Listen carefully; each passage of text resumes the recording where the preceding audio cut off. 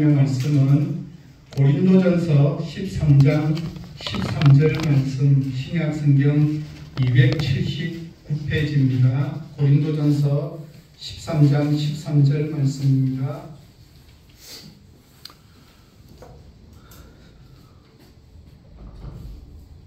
오늘 본문 말씀 고린도전서 13장 13절 말씀을 저와 여러분이 함께 말씀을 합독하도록 하시겠습니다. 그런즉 믿음, 소망, 사랑 이 세 가지는 항상 있을 것인데 그 중에 제일은 사랑이라. 아멘. 오늘은 사랑장에 대한 설교를 마무리하는 날입니다. 설교를 하면서 사랑장 설교를 하면서 한 번도 인용하지 않았던 한 권의 책을 소개하려고 합니다. 제가 소개하지 않았던 책이 총 3권이 있습니다. 고린도전서 13장을 묵상하고 준비하며 읽었던 책 중에 3권은 소개하지 않았는데 그 중에 한 권입니다. 김소렐이라고 하는 선교사가 적은 사랑을 배우고 살아내는 삶, 고린도전서 13장대로 1년 살아보기 라고 하는 책입니다. 1년 살아보기. 이 책은 고린도전서 13장 4절부터 7절까지를 통해서 사랑의 특성 몇 가지가 있었습니까? 13가지. 15가지가 있었는데 그 15가지를 한 개 한 개의 주제를 가지고 15번에 걸쳐서 펼친 이야기입니다. 책 표지 앞에는 이렇게 적혀 있습니다. 끝까지 남는 건 사랑이다. 삶으로 살아내는 진정한 사랑을 배우라. 김소렐 선교사는 스포츠를 좋아해서 고등학교 배구팀 코치를 맡기도 했던 저자는 자신이 유방암을 선고받은 상황에 처하게 됩니다. 고통스러운 시간을 보내었습니다. 그런데 사랑하는 남편마저도 먼저 떠나보내는 슬픔과 고통을 겪었습니다. 그런 가운데서도 기쁨과 웃음을 찾게 하는 소망이 무엇인지를 나누어 줄 수 있는 사람입니다. 자신이 어떤 상황 가운데 처하게 된다 할지라도 예수님을 따르는 삶을 살고 싶었던 그녀는 하나님은 사랑이시다라는 말씀에서 자신의 인생에 있는 모든 문제에 답을 찾아가기 시작합니다. 그러면서 성경이 말하는 사랑이 도대체 무엇인지 알기를 원했고 찾기를 원했는데 고린도전서 13장에서 사랑에 대한 정의를 발견하고 그녀는 고린도전서 13장에서 말씀하시는 그 사랑 그대로 한번 살아보자고 스스로에게 도전한 글이 바로 이 책입니다. 하나님은 그런 그녀의 발걸음을 사람들로부터 고립되어진 아프리카 마을로, 불법 거주민들이 살고 있는 도미니카 공화국의 어느 지역으로, 그리고 아이티의 아주 조그만 마을로 이끄셨습니다. 이 책은 사랑의 진정한 의미를 찾기를 원했던 김소렐 선교사의 1년 동안의 탐구를 기록하고 있습니다. 인생을 바꾸는 그 발견들은 주로 사랑을 실천하기 가장 힘들고 어려운 척박한 땅, 아이티의 거리에서 찾아낸 것들입니다. 한마디로 아이티는 그녀에게 탁월한 선생님이 된 곳입니다. 때로는 재미있고 때로는 무섭지만 놀라운 통찰을 주는 그녀의 이야기를 통해서 사랑은 어떤 것이라는 정의보다는 사랑은 내가 실제로 살아내는 삶이라고 하는 사실을 다시 한번 가르쳐 줍니다. 사랑의 특성을 설명했던 고린도전서 13장 4절부터 7절에 등장했던 15가지의 사랑의 특성은 한결같이 동사형으로 이루어져 있었다는 사실과 일치합니다. 형용사는 하나도 없었습니다. 사랑은 느낌이나 감정이나 설명이 아니라는 뜻입니다. 사랑은 동사를 통해서 움직이는 우리의 동작을 설명했고 행동을 설명함으로 사랑의 실천의 삶을 우리에게 일깨워 준 것과 동일한 책입니다. 책 제목이 참 좋습니다. 고린도전서 13장 그대로 한번 1년 동안을 살아보기를 원하는 그 도전, 좀 부담이 되는 제목일까요? 하나의 일화만 한 개 소개합니다. 이때는 자기 유익을 구하지 않는, 사랑은 자기 유익을 구하지 않는다는 말씀을 가지고 묵상하며 살아가고 있는 기간에 장거리 비행을 하게 되었습니다. 비행 시간이 길어서 이코노미스인데도 식사가 나왔습니다. 내 좌석은 뒤쪽이었고 복도 건너편에 딱 한 사람이 앉아 있었다. 오후 4시에 출발하는 비행기인데 아침 식사 이후로 아무것도 먹지 못해서 굉장히 배가 고팠다. 시간이 빠듯해서 공항에서 따로 먹을 것을 살 시간이 없었다. 그래서 기내식으로 무슨 음식이 나오든 맛있게 먹을 준비가 되어 있었다. 승무원이 앞좌석 승객들에게 기내식을 준비해 주는데 몇 시간이나 걸리는 것처럼 느껴졌다. 승무원이 뒤쪽으로 가까이 왔을 무렵 승객들은 우리에 갇혀 울부짖는 짐승 소리에 주변을 둘러보았다. 울부짖는 동물은 우리에 갇힌 게 아니라 내 뱃속에 있었다. 남색 치마와 상의를 입고 목에 붉은 스카프를 두른 아름다운 여성이 드디어 뒷좌석에 도착했다. 승무원이 쟁반 하나를 들고 우리 둘을 쳐다보았다. 그녀가 미소 지으며 말했다. 죄송하지만 식사가 하나밖에 없네요. 아하. 눈에 눈물이 고이고 심장이 뛰기 시작했다. 주님, 제가 이 떠돌이 여행객을 정말 사랑해야 하나요? 아마 이 사람은 비행기에 타기 전에도 어마어마하게 큰 치즈버거를 먹었고 배낭에는 간식이 한가득일 텐데요. 저는 온종일 아무것도 먹지 못했고 사탕 3알과 껌 1개가 전부인데도요.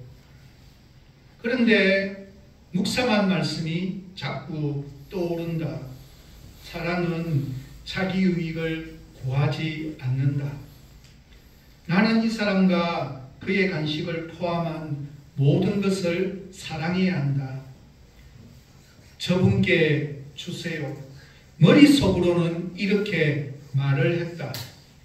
하지만 입으로도 이렇게 말한 게 틀림없었다. 촉촉하게 젖은 내 눈에 남은 식사 하나, 그러니까 앞으로 남은 몇 시간의 비행을 견딜 유일한 희망인 식사가 내 앞을 지나 다른 사람 테이블 위에 놓이는 모습이 보였기 때문이다. 나는 그 여행자를 사랑했다. 자기의 유익을 구하지 않는 사랑은 때로 아프다는 것을 알게 되었다. 그런 사랑이 늘 쉽지만은 않다. 다른 모든 사람을 자신보다 앞세우는 것을 배우는 일은 큰 도전이다. 하나밖에 남지 않은 식사를 자녀에게 양보하기는 쉬울지 몰라도 모르는 사람에게 내주기란 조금 더 힘들 것이다. 팜스프링스행 비행기에서 자기 유익을 구하지 않는 사랑이 이렇듯 고통스러울 수 있다는 것을 배우면서 IT에서는 어떤 고통이 나를 기다리고 있을지 사뭇 두려워졌다. 킴 소렐 선교사의 삶을 완전히 바꾼 계기는 자신의 성공이 아닌 병마와 싸우는 도중에, 그리고 사랑하는 남편을 먼저 떠나보낸 후에 전 세계에서 사랑을 실천하기 가장 어려울 것 같은 나라인 IT에서 하나님의 사랑을 몸소 직접 겪어낸 사랑의 드라마입니다. 날마다 매 순간순간을 하나님의 사랑을 살아내는 것이 어떤 모습인지를 우리에게 가르쳐주는 책이었습니다. 그렇습니다. 사랑은 이론이 아니라 몸소 직접 겪어내고 살아내는 삶의 이야기가 사랑입니다. 이런 사랑을 이제 마무리하는 시간이 되었습니다. 고린도 교회가 어떤 교회입니까? 고린도전서 1장 7절 말씀입니다. 같이 한번 읽도록 하겠습니다. 너희가 모든 은사의 부족함이 없이 우리 주 예수 그리스도의 나타나심을 기다림이라. 본문을 기록할 당시 고린도 교인들은 모두가 다 은사에 부족함이 없다고 했습니다. 한마디로 모든 은사가 한 가지 이상은 모든 성도들에게 풍성하게 나타나는 교회였습니다. 한마디로 성령의 증거가 눈으로 보기에 확연하게 나타나는 교회였습니다. 그런데 신기한 것은 이런 은사가 충만한 고린도 교회는 신기하게도 분쟁도 끊임없이 이어지는 교회였습니다. 한마디로 문제투성이 교회였습니다. 이 문제 해결을 위해 사도 바울은 고린도전서를 기록했습니다. 왜냐하면 은사는 풍성했지만 꼭 있어야 할 사랑이 없는 교회이기 때문입니다.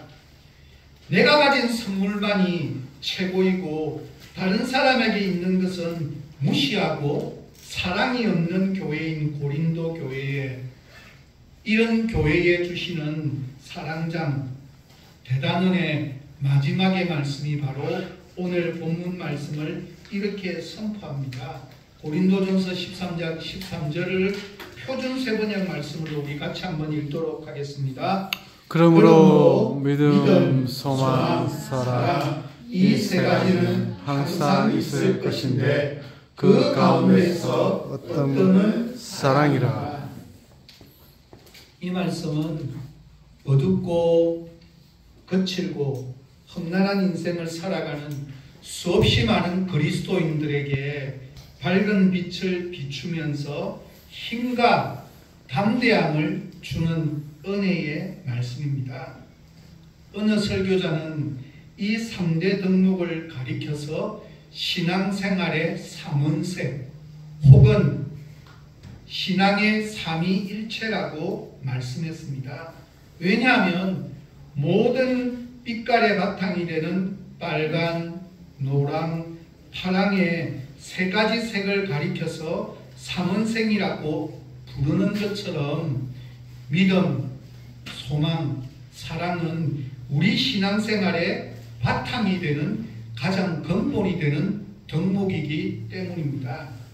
그리고 믿음, 소망, 사랑은 각각 다른 별개의 덕목이지만 이 세 가지 덕목은 결코 분리될 수가 없는 일체가 되는 덕목이기 때문에 신앙생활의 삼위일체라고 부릅니다. 믿음, 소망, 사랑은 기독교 메시지를 요약한 핵심이고 그리스도인의 인격적 특성의 본질입니다. 서울순 목사의 그리스도인의 사랑 찾기에서는 이 문제를 이렇게 설명합니다. 믿음, 소망, 사랑 이 세 가지는 기독교 핵심 메시지로서 기독교라고 하는 삼각형의 모서리를 형성합니다. 세 가지 중에 하나라도 빠지면 삼각형을 이룰 수 없습니다. 이처럼 믿음, 소망, 사랑 사이에는 불가분의 관계가 있습니다. 뗄래야 뗄 수 없는 그런 관계를 성경 여기저기에서 증언합니다. 골로새서 1장 4절부터 5절까지 말씀을 보면 바울이 골로새 교인들을 향해서 그리스도 안에 있는 믿음과 그리고 모든 성도에 대한 사랑과 그리고 하늘에 쌓아둔 소망 때문에 고마워하는 이야기가 등장하고 있습니다. 데살로니가전서 1장 3절에서는 바울이 데살로니가에 있는 교인들에게 믿음의 역사와 사랑의 수고와 소망의 인내를 바울의 마음속에 항상 깊이 새겨두고 기억하고 있어서 감사함에 대한 표현을 드러내고 있습니다. 히브리서 10장 22절부터 24절에서는 이 성경을 기록한 기자가 믿음으로 하나님께 나아가는 일과 믿는 도리의 소망을 움직이지 않는 일과 서로 돌아보는 사랑을 격려하는 모습을 소개하고 있습니다. 그래서 하영조 목사의 사랑의 교양곡에서는 이것을 이렇게 설명합니다. 믿음, 소망, 사랑은 성부, 성자, 성령이 하나인 것처럼 삼위일체적 관계입니다. 믿음의 연주, 소망의 연주, 사랑의 연주를 들어야 합니다. 그 중에 어떤 중요한 것이 사랑입니다. 성부, 성자, 성령을 이야기할 때 앞서거니 뒤서거니 하는 일 없이 신비스럽게도 이 세 분이 한 분인 것을 알게 됩니다. 믿음, 소망, 사랑도 똑같다라는 뜻입니다. 그래서 사랑의 합주곡에서 필요한 악기는 믿음, 소망, 사랑 이 세 가지입니다. 이 중에 어느 것 한 가지만 빠지면 불협화음을 연주할 수밖에 없습니다. 그래서 본문에서는 이 세 가지는 뭐라고 이야기합니까? 항상 있을 것이라고 그렇게 선포합니다. 그래서 사실 설교 제목을 정하면서 이것으로 정할까? 항상 있는 세 가지에 대해서 정할까라고 고민했을 만큼 믿음, 소망, 사랑 이 세 가지는 우리의 삶 가운데 언제나 함께 있어야만 합니다. 어떻게 보면 믿음과 소망과 사랑은 하나로 뭉쳐져 있다는 표현입니다. 그래서 조병수 목사는 겨울 그리고 봄에서 이 문제를 이렇게 설명합니다. 이 세 가지는 서로 배제하거나 결핍할 수 없는 한 덩어리의 세 면입니다. 마치 한 면만 없어도 이루어질 수 없는 삼각형처럼 한 점만 없어도 성립될 수 없는 세모꼴처럼 믿음이 없는 소망이나 소망이 없는 사랑이나 사랑이 없는 믿음을 생각해 볼 수 없습니다. 이것은 절대로 불가능한 일이라고 이야기합니다. 혹 이런 일이 가능하다면 그것은 모두 훼손된 믿음이며 망가진 소망이며 부서진 사랑에 지나지 않습니다. 그렇습니다. 믿음, 소망, 사랑 이 세 가지는 항상 협력하는 관계입니다. 믿음은 소망과 사랑을, 소망은 사랑과 믿음을, 사랑은 믿음과 소망을 서로가 돕습니다.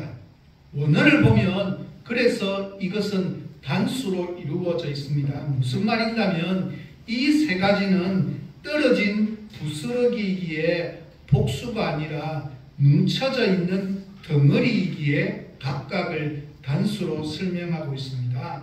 믿음, 소망, 사랑은 각각 존재하지만 하나로 뭉쳐진 덩어리로 항상 함께 존재하는 존재들입니다. 이 부분을 김영민 목사의 고린도전서 13장 강의 제1은 사랑이라 해서는 이렇게 설명합니다. 성경은 믿음과 소망은 이 땅에서만 있고 천국에는 없어질 것이라고 말씀하지 않습니다. 오히려 이 세 가지는 항상 있을 것이라고 그렇게 말씀합니다. 이때 원어로는 3인칭 단수도사 동사 메네이를 사용하고 있는데 이 동사의 시제가 현재형입니다. 무슨 말인가 하면 바로 지금 믿음이 있어야 하고 바로 지금 이 순간 소망이 있어야 하고 바로 지금 이 순간 여기에 사랑이 있어야 한다는 말입니다. 헬라어에서 현재 시제는 현재의 사실과 함께 지속되는 사실을 나타낼 때 사용합니다. 그래서 본문의 의미는 믿음과 소망이 현 세대뿐 아니라 오는 세대에서도 지속될 것이라는 의미를 나타냅니다. 다시 말해서 믿음, 소망, 사랑은 이 세상에서 뿐만 아니라 내가 이 땅을 떠나가고 난 이후에도 죽음 이후에도 나와 더불어 함께하는 신앙의 3대 요소라는 뜻입니다. 그래서 항상 계속해서 있을 것은 하나인데 그 하나가 뭐라는 겁니까? 믿음, 소망, 사랑 각각이 아니라 하나로 존재하는 온전한 모형이라는 뜻입니다. 이렇게 성경은 믿음과 소망과 사랑은 한 덩어리로서 천국에서도 영원히 계속될 것이라고 말씀합니다. 그러나 여기서 한 가지 조심해야 하는 사항은 항상 있을 것인데 라는 것을 사람의 언어로 표현하기에는 어쩔 수 없는 한계가 있다는 사실입니다. 왜냐하면 바울은 여기서 항상이라고 이야기할 때 결코 시간적 의미를 말하는 것이 아니기 때문입니다. 여기서 항상 있을 것이라는 표현은 극복된 시간, 곧 영원을 언급하는 표현입니다. 그래서 항상에 대한 학자의 견해가 두 가지로 나뉘어집니다. 우리가 이 세상에 사는 동안에만 항상이 존재한다라고 이야기하는 학자가 있는가 하면 항상이 천국까지 연장된다는 학자도 있습니다. 좀 더 구체적으로 말해서 항상이 우리가 이 세상에 사는 동안만을 가리킨다라고 주장하는 사람의 견해는 이렇습니다. 그리스도인의 최종 목표는 천국에 가는 것입니다. 천국은 믿음으로 가기 때문에 사람이 천국에 도착하고 나면 믿음은 더 이상 필요가 없게 됩니다. 또 사람이 천국에 이르면 인생의 최종 목표가 달성되기 때문에 소망도 더 이상 필요 없게 된다는 설명입니다. 하지만 또 다른 설명의 뜻은 믿음, 소망, 사랑은 천국까지 연장된다는 의미입니다. 그 이유는 앞에서 설명한 믿음, 소망, 사랑이 한 덩어리이기 때문에 가능하다는 이야기입니다. 저는 후자에 속하는 견해를 지지합니다. 믿음, 소망, 사랑은 복음의 세 가지 측면으로 어느 것 하나라도 빠지면 복음이 온전하게 성립될 수 없다는 뜻입니다. 본문에서 믿음, 소망, 사랑은 항상 한 세트로 묶어서 생각해야 한다는 뜻입니다. 이것은 본문을 시작하는 표현을 통해서도 해결할 수 있습니다.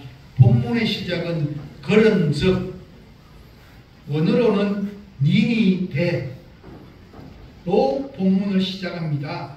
한글 개역 성경은 번역하지 않았으나 여기서 니니라고 하는 뜻은 이제는 이라는 뜻을 가지고 있습니다. 따라서 니니데라고 하는 말을 붙여서 좀 더 바르게 번역하면 그런즉 이제는 이라고 번역할 수 있습니다. 여기서 강조점은 시간적인 의미에서 현재에 있다기보다는 논리적인 결론에 도출은 이러합니다. 바울은 앞에서 언급한 바가 있는 예언이나 방언이나 지식 등의 여러 개별적인 은사들은 어떻게 한다고요? 부분적이기 때문에 사라질 것이지만 이와 반대로 믿음, 소망, 사랑은 영원히 존속할 것이라는 사실을 논리적으로 제시하고 있습니다. 이것이 앞에서 들은 사랑의 영원성, 사랑의 온전성에 대한 설명입니다.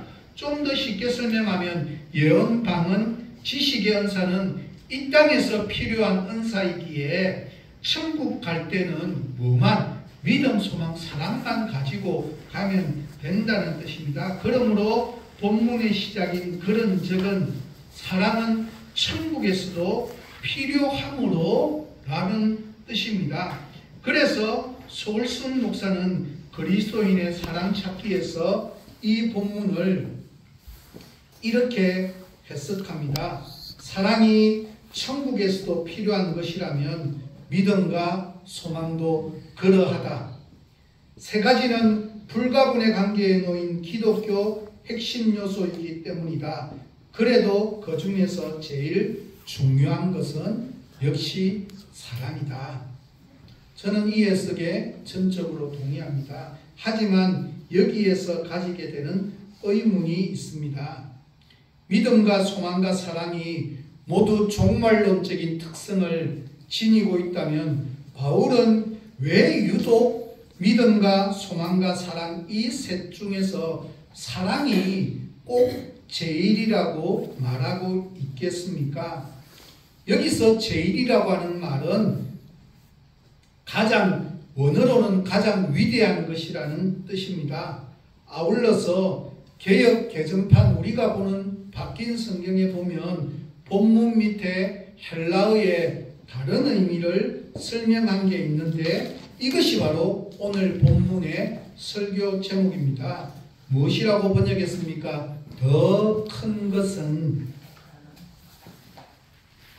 안타까운 것은 바울은 믿음과 소망과 사랑 중에서 사랑이 왜 가장 위대하고 더 큰 은사인지에 대한 이유를 분명하게 설명하고 있지는 않지만 믿음과 소망과 사랑은 항상 있는데 그 중에 더 큰 것은 사랑이라고 이야기합니다.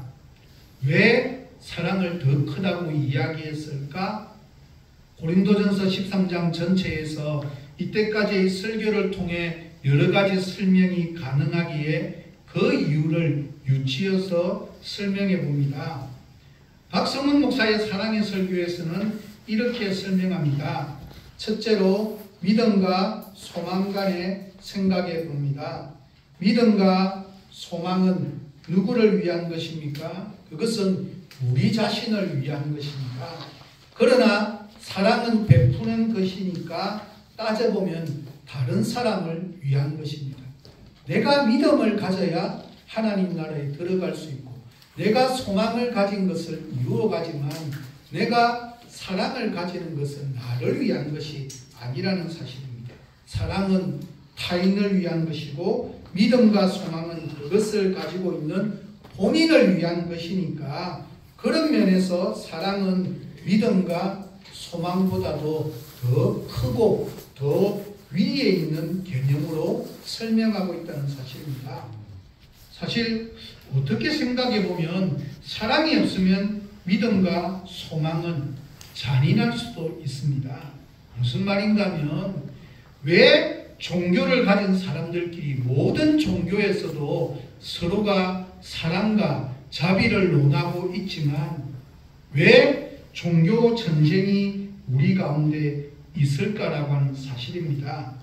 그 사람들에게도 믿음과 소망은 있습니다. 그러나 그들에게 무엇이 없습니까? 사랑이 없었기 때문에 종교 전쟁이 일어납니다. 종교 전쟁만이 아니라 고린도 교회 안에서도 분쟁이 일어났습니다. 믿음이 없거나 소망이 없기 때문이 아니라 사랑이 없기 때문입니다. 현대에도 많은 교회에서 발생하는 교회 분쟁에 대한 이런저런 이야기를 듣게 됩니다. 목사와 장로와 성도 간의 싸움이 일어나는 이유가 무엇입니까? 믿음과 소망이 없기 때문이 아닙니다. 하나님 말씀에 대한 순종인 사랑이 없기 때문입니다. 그래서 사랑이 없으면 믿음과 소망이 온전하지 못한 부족한 모습으로 존재할 수밖에 없기 때문입니다. 둘째는 소울순 목사는 그리스도인의 사랑 찾기에서 이렇게 정의합니다. 사랑이 하나님의 본질이기 때문이라고 설명합니다.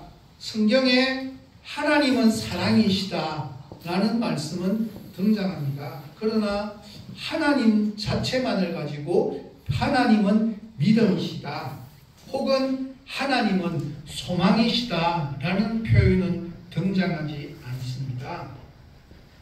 믿음이나 소망은 우리를 하나님의 생명에 연결시키는 역할을 하는 도구입니다. 하지만 사랑은 하나님의 생명 그 자체, 본질 그 자체이기 때문입니다. 하나님이 사랑의 본질이기에 하나님의 존재와 성품, 하나님의 모든 행위의 동기, 하나님께서 인간을 비롯한 모든 피조물과 맺으시는 모든 관계의 바탕은 바로 무엇이라는 겁니까? 하나님의 아가페입니다. 그래서 요한일서 4장 12절에서는 이렇게 말씀합니다. 우리 같이 한번 읽도록 하겠습니다. 어느 때나 하나님을 본 사람이 없을 때 만일 우리가 서로 사랑하면 하나님이 우리 안에 거하시고 그의 사랑이 우리 안에 온전히 이루어지느니라. 아멘. 이렇게 하나님의 사랑이 우리 안에 거하시고 온전히 이루어질 때 우리는 하나님의 성품, 하나님의 형상, 하나님의 본질을 닮아가게 된다는 사실입니다. 이 부분을 가지고 유명한 주석가 벨겔은 이렇게 이야기합니다. 사랑만이 그리스도인들로 하여금 하나님을 닮게 합니다. 하나님을 닮기를 소망하십니까? 그렇다면 하나님의 사랑을 내가 순종함으로 하나님을 닮아갈 수 있다는 것입니다. 셋째는 김영민 목사의 제일은 사랑이다에서 이렇게 설명합니다. 사랑이 없이는 믿음과 소망이 존재할 수 없기 때문이라고 말합니다. 사랑은 믿음과 소망을 갖게 하는 내적 근거와 원동력이 됩니다. 사랑이 없으면 믿음과 소망의 근거가 없어지기에 믿음과 소망이 태어날 수가 없습니다. 그리고 믿음과 소망이 더 이상 계속 지속되어질 수도 없습니다. 따라서 사랑이 없이는 믿음과 소망이 소용이 없기 때문입니다. 사랑이 없이는 결코 아무것도 없다는 의미가 그런 뜻입니다. 로마서 5장 5절 말씀에 의하면 우리에게 믿음과 소망이 없는 것은 성령으로 말미암아 하나님의 사랑이 먼저 우리에게 부어졌기 때문에 믿음과 소망이 따라오는 것이지 사랑이 없었으면 그것도 있을 수 없다고 좀 더 쉽게 설명하면 하나님의 사랑 때문에 예수 그리스도의 십자가가 있었고 그 십자가의 사랑 때문에 궁극적으로 2000년이 지난 지금도 우리는 믿음의 구원 하나님 나라에 대한 소망을 품으며 이 땅 가운데 살아가고 있는 이유이기 때문입니다. 그렇습니다. 우리가 하나님을 믿고 소망할 수 있는 것은 먼저 하나님께서 우리를 사랑하셔서 예수 그리스도의 십자가의 사랑을 우리에게 허락하여 주셨기 때문입니다. 결국 사랑은 믿음과 소망의 근거며 뿌리며 원천이며 원동력입니다. 그러므로 사랑 없는 믿음은 존재할 수가 없습니다. 그리고 사랑 없는 소망도 결코 존재할 수가 없습니다. 말씀에서는 산을 옮길 만한 믿음이 있을지라도 사랑이 없으면 아무것도 아니라고 이미 13장에서도 말씀했습니다. 마찬가지로 사랑이 없는 그 어떠한 소망도 아무것도 아닙니다. 따라서 사랑은 믿음이나 소망보다도 뭐라고요? 더 크다고, 더 본질적인, 더 근원적인 뿌리라고 그렇게 말씀하고 있는 이유입니다. 마지막으로 네 번째는 사랑은 우리 신앙생활과 인생의 궁극적인 목표이기 때문입니다. 우리 인간은 어머니 뱃속에서 잉태되는 순간부터 이 세상을 떠나는 순간까지 단 한순간도 사랑이 없이는 살 수 없는 존재입니다. 우리는 사랑을 먹고 자라는 나무입니다. 사랑은 우리 삶의 가장 기본적인 요소와 욕구입니다. 사랑이 없으면 생명이 있고 삶의 의미가 있을 수가 없습니다.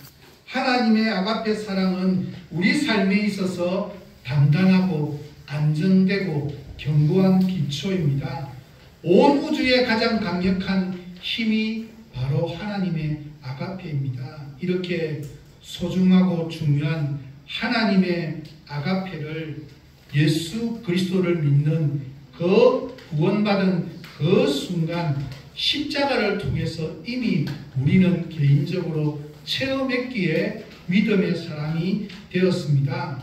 우리는 십자가를 통해서 하나님의 가장 귀한 독생자 예수 그리스도를 죄인인 나를 위해 아낌없이 주시는 하나님의 아가페를 이미 실제로 체험했습니다.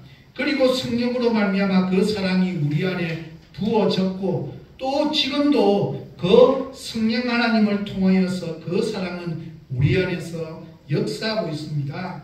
그렇다면 십자가를 통해서 아가페 사랑을 경험했고 또 지금도 우리 안에서 역사하고 있는 아가페를 우리는 얼마나 나의 삶 속에서 구체적으로 순종하며 살아가고 있는가라는 사실입니다. 가정에서는 어떻습니까? 직장에서는 어떻습니까? 교회에서는 어떻습니까? 사회에서는 어떻습니까? 학교에서는 어떻습니까? 친구들과의 관계에서는 어떻습니까? 저는 말씀을 마무리합니다. 사랑하는 우리 청안교회 가족 여러분, 우리의 삶 속에 하나님의 아가페가 없다면 우리 존재 자체가 온전한 존재가 될 수 없음을 우리는 기억해야 합니다. 우리가 예배드리고 기도하고 봉사하고 헌신하고 전도하고 선교하고 하나님을 향한 충성도 사실 하나님의 아가페에 기초하지 않는다면 이것이 아무런 것이 아무 소용이 없다고 말씀하셨습니다. 그러므로 이제부터라도 처음 주님을 만나 사랑했던 그 하나님의 아가페의 간격을 회복하여서 하나님의 아가페로 전심으로 주님을 사랑하고 교회를 사랑하고 가정을 사랑하고 성도들을 사랑하고 친구들을 사랑하고 이웃들을 사랑해 봅시다. 왜냐하면 주님께서 우리에게 원하시는 것은 하나님의 아가페를 깨달았다면 그 아가페의 응답이 우리의 삶 속에서 사랑으로 응답하는 것이라고 말씀을 통해서 가르쳐 주셨기 때문입니다.